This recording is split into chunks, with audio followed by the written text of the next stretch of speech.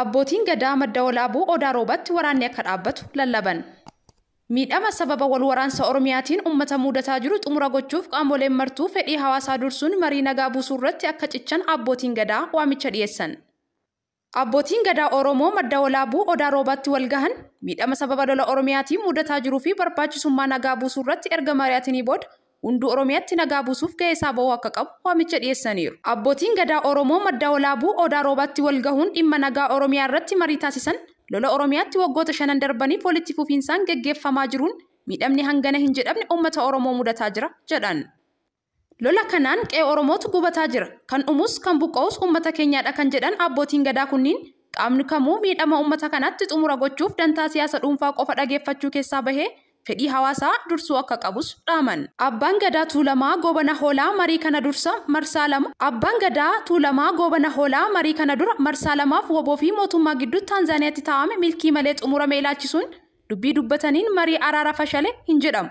Jilbi jijjiirame gaddis jijjiirame jedhama jedhan. Namni nagaa buusuuf tattaafatu abdii hin kutatu. Qaamni martuu karaa mariitti cichee nagaa waaraa buusuuf gara gaaddisa mariitti deebi'uu qabas jedhan. Oromoof nagaa buusuu qofatu falaadha. Oromoon martuu fuula isaa gara nagaatti naanneffachuu qaba kan jedhan abbootiin gadaa Oromoo qe'ee Oromootti nagaa deebisuun dirqama qaama maraa ta'uu hubachiisuun hunda nagaa akka lallabuufis dhaamaniiru. Lolli kutaalee Oromiyaa garagaraatti waraana bilisummaa Oromoo fi humnoota mootummaa gidduutti geggeeffamuu itti fufee jiraachuu maddeen waraanaa fi qaamoleen garagaraa ibsan. Tibbana zooniiwwan lixaa fi giddugala Oromiyaa aanaalee garagaraa keessatti lolli gurguddaan woboo fi loltoota mootummaa gidduutti walitti fufiinsaan geggeeffamaa jiraachuu himuun maddeen waraana bilisummaa Oromootti dhiyoo jiran lola kanaan woboon injifannoo garagaraa argataa jiraachuus ibsan. Haleellaa diroonii wixata darbe godina Horroo Guduruu Wallaggaa aanaa Guduruu magaalaa Barootti raawwatame hordofee kibxata darbe irraa eegalu lolli guddaan naannichatti geggeeffamaa jira. Lola kanaan woboon loltoota mootummaa dhibbootaan lakkaa'aman fixuu fi meeshaalee waraanaa hedduu booji'uun injifannoo jabaa argachuus ibsa. Gama mootummaan lola kana ilaalchisuun wanni jedhame hin jiru. Haa ta'u malee dubbii himaa mootummaa federaalaa Dr. Laggasaa Tulluu yaada Rooyitersiif laataniin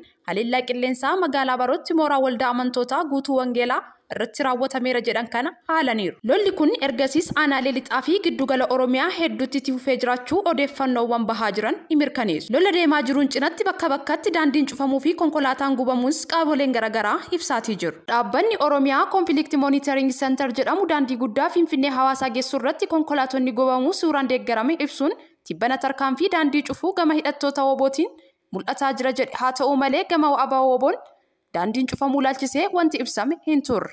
Mootummaan haleellaa diroonii tibbana Horroo Guduruu Wallaggatti raawwatame haale. Mootummaan haleellaa diroonii wixata darbe godina Horroo Guduruu Wallaggatti waldaa Mulu Wangeelii Baroo irratti raawwatame haale. Dubbii himaan mootummaa federaalaa Laggasaa Tulluu yaada Rooyitersiif laataniin haleellaa qilleensaa raawwatameera jedhamu kun soba jedhan.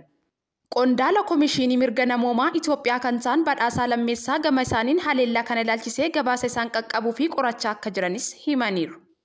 Haleellaan diroonii wixata darbe ganama naannoo sa'a tokko irratti miseensota waldaa Mulu Wangeelii Barootti boqqollaa sassaabaa turan irratti raawwatameen lubbuu namoota 8 darbuu fi 3 madaa'uu akkasumas haleellaa kana hordofee godinichatti waraanni cimaan geggeeffamaa akka jiru gabaasaa turuun keenya ni yaadatama.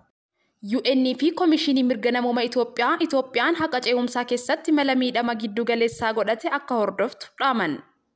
Komishinii Mirga Namoomaa Itoophiyaa fi Waajjirri Komishinii Olaanaa Mirgoota Namoomaa dhaabbata mootummoota gamtoomaniitti argannoowwan marii dhimma haqa ce'umsaa irratti miidhamtootaa fi hawaasa naannolee garagaraatti argaman waliin godhe ilaalchisee gabaasa fuula 90 qabu baasaniiru. Gabaasni bahe kun akka agarsiisutti hirmaattonni araarri kaayyoo barbaachisaa fi galma gahuu danda'u ta'us dhugoomuu kan danda'u erga madaa miidhamtootaa fayyee booda qofa jechuun cimsanii dubbataniiru.